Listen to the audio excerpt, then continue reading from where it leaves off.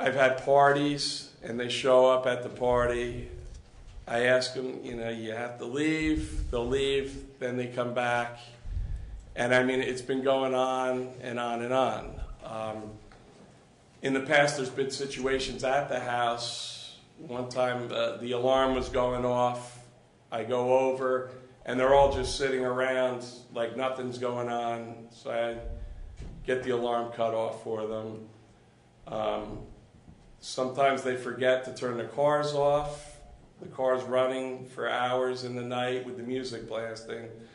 I have to go over, shut the car off, close the doors. I could go on. It goes on and on and on. My concern is about the decrease in how it devalues our households. Being owned by and run as a boarding home, if you will. And the other thing is I contacted the new owners, and I asked them, I said, who's supervising these people? Because I don't see, there's nobody going over there. Occasionally, a car will pull up and park, and I have several neighbors are here with me now to support our position, but the car will pull up, park in front of my house, and they get out and they smoke cigarettes on my front lawn. They'll stand there for I don't know how long. Then they go into the house, they come out, they'll smoke a few on the front steps, and then they leave. They're there for about 10 minutes. So if this is the supervision being given, I'm kind of concerned about that. Okay, Mr. O'Donnell, at that point, I'm sure you could go on and on and on. Let me just turn to Mr. Mazaka and ask what sort of relief or remedy action? Well, I'm not sure because I don't know enough of the details. There's certain group homes allowed by state statute that can go into single-family residential zones. I don't know if there was a zoning permit obtained for this or not, but some of these group homes, and I don't know that this is one of them, but some of them have the right to be in single-family neighborhoods. They're restricted by state law to a certain number of people in them, and there certainly should be supervision. There certainly, should be better interaction with the neighbors and kept that way by supervision. So I can't answer too much without knowing further details. I'd be happy to look into it. Have you talked to our zoning officer or anybody in the borough about this? Yes, I spoke with Len Taylor. Apparently, there's certain conditions which they are required. One is a fire inspection, from what I understand, and at that time they did not have that done. I think Len was going to schedule that to be done. Yeah, I think we need Frank Russo, who's the zoning officer, to look into this. Take it up with Frank Russo. Okay. So. And if you want to give me the information, I'll be glad to talk. Yeah, I have a letter here, which I have a copy for each member. Okay. Just to. I'll be glad to talk to Frank Russo and get back to you on it. Great. Let's see what the status is and then what we can tell you. Okay. And as far as supervision and. That's a different question, but I'll be glad to talk to you more about it. Mm-hmm. Okay. I'll give you a call. Give me your phone number. I'll be glad to talk to you. Sure. Okay. All right. So if you want to give the letters to the clerk, then she'll be sure to pass it to us.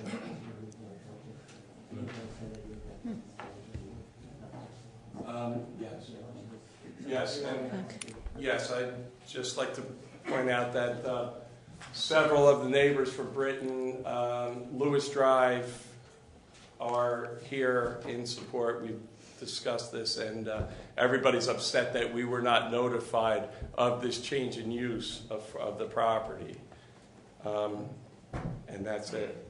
Okay. Thank you very much. We will follow up with the proper people. Okay. Thank you.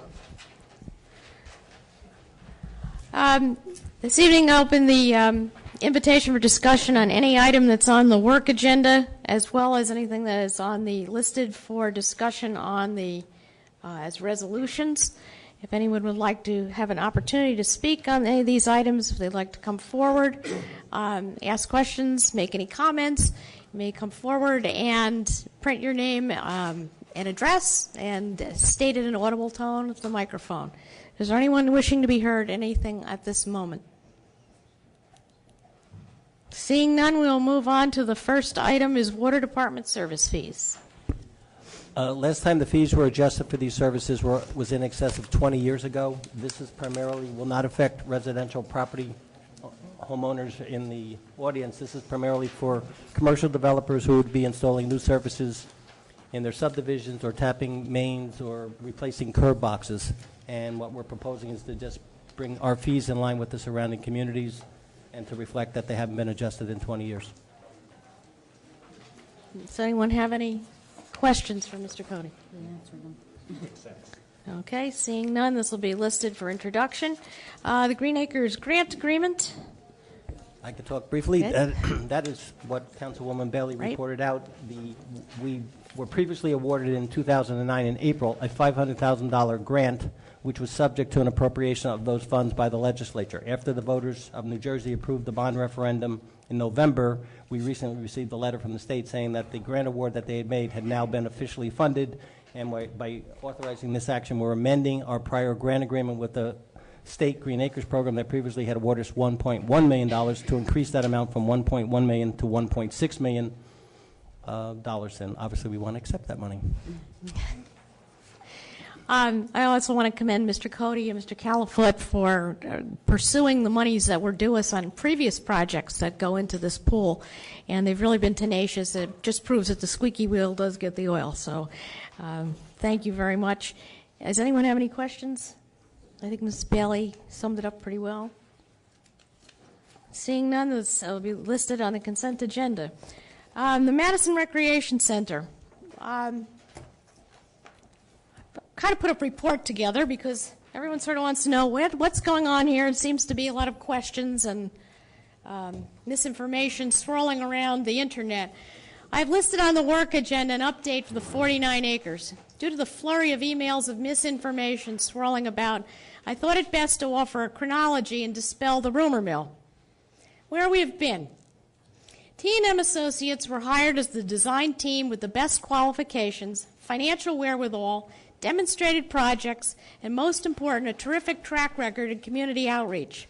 They were highly recommended among several firms to design and oversee Morris County's newest park, Central Park at Greystone, by example.